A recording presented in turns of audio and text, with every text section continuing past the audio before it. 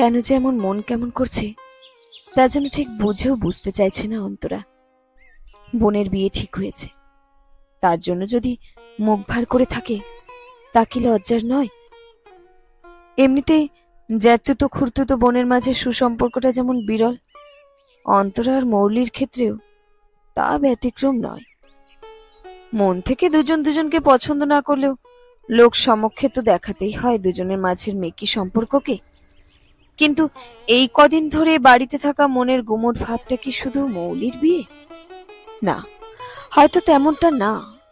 ব্যাপারটা যে আরো গভীর, যার তলের খবর কেবল অন্তরাই জানে, বা হয়তো জানে অনেকেই, আর সেটাই তাদের তৃপ্তির রসদ। অন্তরা একটা দীর্ঘশ্বাস ফেলে একতলার বসার ঘরটায় এলো।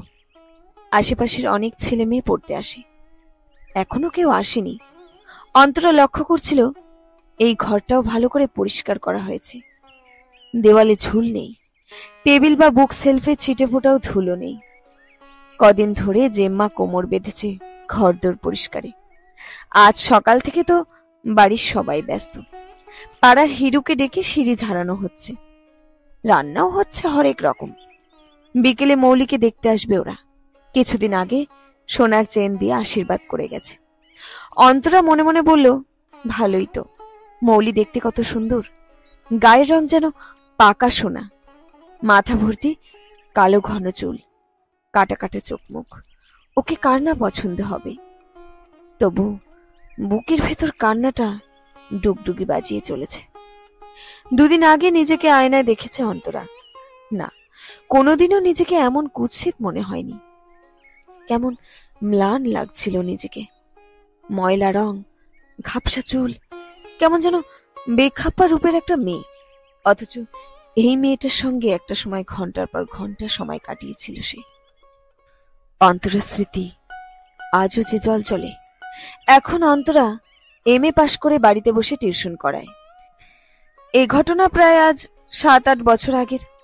সময় অবশ্য সেসব দিনগুলোতে বিস্মৃতির এক ফোঁটা ধুলোও জমতে দেয়নি। সেসব দিন স্পষ্ট এখনো। গার্লস স্কুলে পড়া মেয়েটা যখন পড়তে গেল শ্যামল স্যারের ব্যাচে, তখন প্রথম প্রথম ভয়ই তো পেত চোখ তুলে তাকাতে। তখন কৈশোর আর যৌবনের সন্ধিক্ষণে দাঁড়িয়ে অন্তরা।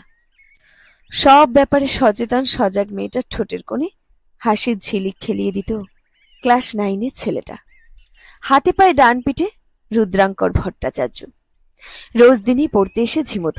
স্যার যখন জিজ্ঞেস করত কারক কি বিভক্তি, যখন প্রশ্ন করত সমাসের, সে তখন তাকিয়ে থাকতো ফেল ফেলিয়ে। কখনো ঢুলু ঢুলু চোখে তাকানোর কারণে খেয়েছে বকা। স্যার ধমকে বলেছেন, ওরে ও হতবাগা, তুই কি শেষমেশ মাতৃভাষায় ফেল করবি? ওরে গবে, এটা এমন করে তাকাসনি, বলি কর্মকারক আর করণকারক বুঝতে যে তোর রাত কাবার হয়ে গেল। বাবা, তুমি আমার নাম ডুবোবে বুঝেছি। ওকে দেখে আর এসব শুনে প্রায় দিনই ফিক ফিক করে হাসতো অন্তরা। সেই অপরাধী ক্লাস শেষে ধরল সে। বলল, ওই মেয়ে, আমি পড়া না পারলে তোর খুব মজা লাগে না? খুব হাসি পায় বল? শুনে অন্তরা খিলখিলি হেসে বলেছিল, আমার তো তোকে দেখলেই হাসি পায়। তারপর থেকে পড়ার ফাঁকে অন্তরার চোখ যখনই গেছে রুদ্রাঙ্করের দিকে, দেখেছি সে তাকিয়ে আছে অন্তরার দিকে। একদিন বাংলা নোট এলো পত্রবাহক হয়ে। অক্ষরেরা মিটিমিটি চেয়ে বলল, তোকে আমার ভালো লাগে, কাল বিকেলে ব্যানার্জি পাড়ার পুকুর পাড়ে আসবি। ওই তো কটা লাইন, তাও অন্তরা বোধহয় পড়েছিল সহস্রবার। কিশোর বয়সে ওই প্রথম ভালো লাগা। সে কিনা যেচে দেখা করতে চাইছে অন্তরার সঙ্গে। সেই থেকে একরকম নিয়ম হয়ে গেল দুজনে দেখা করার। আর সেটাই বুঝি কাল হলো। শীতের এক বিকেলে দুজনে পুকুর পাড়ে। অন্তরা অঙ্কে কাঁচা, রুদ্র অঙ্কে তুখোর। মাঝে মাঝে রুদ্রর কাছে অঙ্ক বুঝতো অন্তরা। রুদ্রকে ভালো লাগতো বলে ধীরে ধীরে অঙ্কও যেন ভালো লাগতে শুরু করলো মেয়েটার। সেদিন উপপাদ্য বোঝানোর পর কোনো এক দুষ্টু বুদ্ধিতে রুদ্র খাতা রোল করে মাথার উপরে তুলে ধরেছিল। সেই খাতা নেওয়ার জন্য কবজার প্রচেষ্টায় অন্তরা লাফাঝাপি করছে। দৃশ্যটা চোখে লাগার মতো না হলেও চোখে গিয়ে বিঁধল অন্তরার বাবার। কোনো এক দরকারি কাজে সেদিনই অন্তরার বাবা এসেছিলেন ব্যানার্জি পাড়ায়। বাড়ি ফেরার পর অন্তরার কপালে সেদিন শুধুই বকুনি জুটেছিল। নিষেধাজ্ঞা পড়ল রুদ্রের সঙ্গে পুকুর পাড়ে আর দেখা না করার, কিন্তু তাতে আর দমল কোথায় অন্তরা। চলতে লাগলো নিয়ম মাফিক দেখা সাক্ষাৎ। তখনও জানে না অন্তরা সামনে একটা ঝড় অপেক্ষা করে আছে। সেদিন বাড়িতে মনের আনন্দে গান গাইতে গাইতে ঘরে ঢুকছিল অন্তরা। মা আর জেঠু একসঙ্গে বসে উঠল ওকে দেখে। চর্চাপড়ও পড়ল কিছুক্ষণ, কারণ জেঠিমা টিউশনি থেকে আনতে গিয়ে অন্তরাকে না পেয়ে সন্দেহ নিরসন করতে যায় ব্যানার্জি পাড়ার পুকুর পাড়ে। সেখানে দেখা মেলে মেয়ের। সে নির্লজ্জের মতন সেই ছেলের সঙ্গে গল্পে মত্ত ছিল। অন্তরা সেদিন না বুঝলেও এখন বোঝে। জেম্মা, যে নাকি কোনোদিনই অন্তরাকে টিউশনি থেকে আনতে যায়নি, সে কেন হঠাৎ করে অন্তরাকে টিউশনি থেকে আনতে গিয়েছিল সেটা বুঝে গেছিল। জেম্মা অন্তরাকে টিউশনি থেকে আনতে যায়নি, জেম্মা সোজাসুজি পুকুর ঘাটেই গিয়েছিল। যাকে অস্বস্তিতে ফেলায় হয়তো উদ্দেশ্য ছিল তার। কিন্তু সেদিন ব্যাপারটা এতটাই জল খোলা হয়েছিল যে বাবার আগের মাথায় সোজা চলে গিয়েছিল রুদ্রাঙ্করদের বাড়ি। ওদের শাসিয়ে এসেছিল এই বলে যেন ওরা বড়লোক বাড়ির মেয়েকে ফাঁসানোর জন্য ছেলেকে ব্যবহার না করে। কি লজ্জায় না লেগেছিল অন্তরার। রুদ্র ফাঁসাবে অন্তরাকে, যে রুদ্র কোনোদিন একটা মিথ্যে কথা বলেনি, সরল মনে বলে গেছে ওদের বাড়ির পরিস্থিতি, অর্থের টানাটানি, বাবার নিরুপায়তা, মার কষ্ট, সে রুদ্র কেন ফাঁসাতে যাবে অন্তরাকে? শুনে অন্তরা শুধু মনে হয়েছে রুদ্র কি ভাবল, ও কি মনে করল এসব কথায় অন্তরাও কোনো সায় আছে? সেসব আর জানা হয়ে ওঠেনি অন্তরার, কারণ রুদ্র নিজেই সরে এসেছে ওর কাছ থেকে।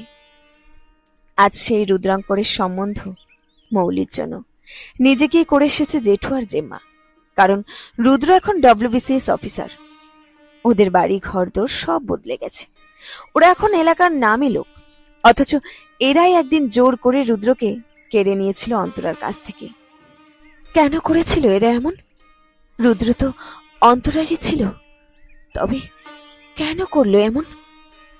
এগুলো ভাবলে যেমন কান্না পায়, তেমন কান্না পায় ভাবলে যে রুদ্র রাজি হয়ে গেল এ প্রস্তাবে। বিকেলে রুদ্রর আসার কথা, তাই সকালের বাড়ি টিউশনি কটা সেরে অন্তরা চলে এসেছে ঝুমুরের বাড়ি। ছোটবেলার বন্ধু ঝুমুর পুরো ব্যাপারটা জানে, তাই বলেই আশা। কিন্তু এখন মনে হচ্ছে না এলেই বোধহয় ভালো হতো। ঝুমুর খুঁচিয়ে খুঁচিয়ে সমানে রুদ্রর কথাই জিজ্ঞেস করে চলেছে। কি আশ্চর্য মানুষ, মানুষকে আঘাত দিয়ে সুখ পায় কেন কি জানি। বলি, এর মধ্যে তুই রুদ্রকে দেখেছিস নাকি? বিছানায় আতশোয়া হয়ে ঝুমুর প্রশ্ন করল। মাথা নেড়ে অন্তরা বলল, না রে, হেব্বি দেখতে হয়েছে, মাসেল টাসেল হয়ে একেবারে মাচো লুকস যাকে বলে। কি বলিস, এখন শ্যামল স্যারের ব্যাচে সেই ভ্যাবলা কান্তটি নেই? ঝুমুর আরো বলে গেল। চুপচাপ শুধু শুনেই গেল অন্তরা। এবার পুজোর সময় দেখলাম তরুণ সংঘ ক্লাবে, ও তো এখানে থাকে না, পোস্টিং হয়েছে মালদা। বিয়ের পরে তোর বোনকে নিয়ে ওখানেই চলে যাবে। মৌলির ভালোই হবে, শ্বশুর শাশুড়ি নিয়ে আর ঘর করতে হবে না। দেখবি তোরা এবার কেমন মালদার আম খাস। ঝুমুর কথাগুলো বলে নিরীক্ষণ করতে লাগলো অন্তরার মুখ। হয়তো বুঝলো বাড়িতে আসা অতিথিটার সঙ্গে একটু রূঢ় ব্যবহার বেশি হয়ে গেছে, তাই গলার সুর নামিয়ে বলল, রুদ্র, তো তোর কথাটা এভাবে ভোলাটা উচিত হয়নি। যতই যা হোক, প্রথম সম্পর্ক তো তোর সঙ্গেই। অন্তরা বাড়ি থেকে পালিয়ে বাঁচতে চেয়েছিল, কিন্তু বাড়ি ফিরল মাথা ব্যথা নিয়ে। বাড়ির পরিবেশটা অবশ্য কেমন থমথমে। যে রসনী ছেড়ে গিয়েছিল অন্তরা, তা উধাও আচমকাই। নিচের ঘরের আলো বন্ধ, প্যাসেজে লোকজন নেই, কারো গলার আওয়াজও পাওয়া যাচ্ছে না। অন্তরা অন্যমনস্কভাবে সিঁড়ি দিয়ে উঠে এলো। নিজের ঘরে ঢুকতে দেখতে পেল মাকে। কিছুদিন আগেও মা দুঃখ করেছে কেন মৌলির বিয়ে রুদ্রের সঙ্গে দেওয়া হবে। দুই বোন একই বয়সী হলো বরাবর। মৌলির আবদার ওর জেদি মিটিয়েছে সবাই। নিশ্চয় মৌলি এবারও জেদ করেছে রুদ্রাঙ্করকে পাওয়ার, তাই জেদ মেটাতে নেমে পড়েছে জ্যাঠা জেম্মা। অন্তরার মার উপর তার বড়জার হিংসা ভিন্ন আর কিছুই না। মা সেদিন আশ্বাস দিয়েছিল মৌলির চাইতে ঢের ভালো বিয়ে দেবে অন্তরার। শুনে অন্তরা হেসে বলেছে, আমি বিয়েই করব না, একটা স্কুলে চাকরি নিয়ে তোমাদের কাছেই থাকবো। মা চোখে জল মুছেছিল সে কথা শুনে, কিন্তু আজ মায়ের মুখটা একেবারে অন্যরকম। দুঃখী না সুখী তাও বোঝা যাচ্ছে না অবশ্য। অন্তরা কিছু জিজ্ঞেস করার আগেই মা বলল, এদিকে তো বিরাট কাণ্ড হয়ে গেল। ভুরু কুচকে অন্তরা জানতে চাইল, কি বলতো? রুদ্রর মা বাবা এসেছিলেন, বলে গেলেন সামান্য নাকি ভুল বোঝাবুঝি হয়েছে। রুদ্র মৌলি নয়। অন্তরার কথা ভেবে হ্যাঁ বলেছে। এনারা নাকি বুঝতে ভুল করেছিলেন। ছেলে এখন বেঁকে বসেছে। শুনে তোর জেম্মা জেঠুর মুখ তো হাড়ি হয়ে রয়েছে। এদিকে তোর বাপটা একটা বোকার মরণ। সে বলছে এখানে বিয়ে হলে দাদা আমার চিরশত্রু হবে। এখন বল কি করা যায়? সব শুনে অন্তরা থম মেরে গেল। এও হতে পারে? রুদ্র আজও ভোলেনি ক্লাস 9-এর বাচ্চা মেয়েটাকে। পরদিন সকালে খুদে ছাত্রীর হাতে মিলল একটা চিরকুট। আজ বিকেলে পুকুর ঘাটে আমি ওয়েট করব। পুকুর ঘাটে পিছন ফিরে দাঁড়িয়ে থাকা টান টান চেহারা ছেলেটাকে দেখে বুকটা ধক করে উঠল। এই সেই ছেলেটা যার সঙ্গে খুনসুটি করেছে, হেসেছে, খেলেছে, মনের সব কথা খুলে বলেছে একে অপরকে। রুদ্রাঙ্কর ঘুরে দাঁড়াতে বুকটা আবার ধক করে উঠল। রুদ্রাঙ্করের চোখে রিমলেস চশমা, গায়ে স্কাই ব্লু রঙের শার্ট।